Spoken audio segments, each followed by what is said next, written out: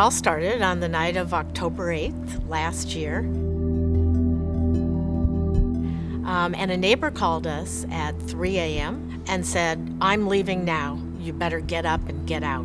She said, "There's a big fire in the hills. Go outside and look."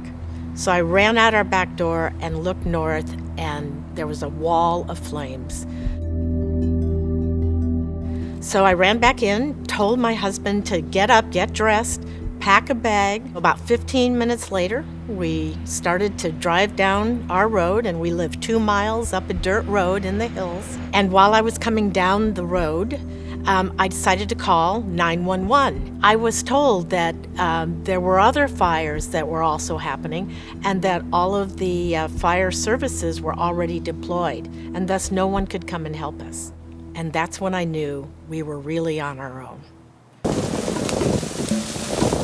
The fire actually continued to burn for almost 2 days with very little air support and almost no local firemen. Finally, on about the third day, all of a sudden we heard this huge plane lumbering through the sky and getting lower and lower. This was the 747 big boy airplane that is deployed to help fight huge forest fires.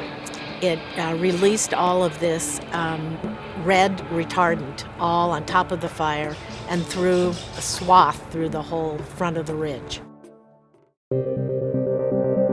I knew I had to do something differently for the next big emergency. So several of us that lived in the area came down and talked to our Geyserville Fire Department and met with Fire Chief Turbeville about what were our options. And there were several options, but the one that appealed to us the most was called C.O.P.E. C.O.P.E literally means Citizens Organized to Prepare for Emergencies. But it's better defined as neighbors helping neighbors. It's very simple and easy to do. At this point in time now, about 1 year later, we have 16 volunteers, 10 neighborhood leaders, and I'm the community leader for C.O.P.E Northeast Geyserville. It's really a fantastic vehicle that anybody can do. C.O.P.E is a way that we can help first responders help us. In an emergency, we all need help, and your closest help is usually your neighbor. It really was disturbing the night of the fire because no one, including myself or my husband, had any idea of what to do, and we had no plan. We were scared, we felt helpless, and it's a very unsettling feeling.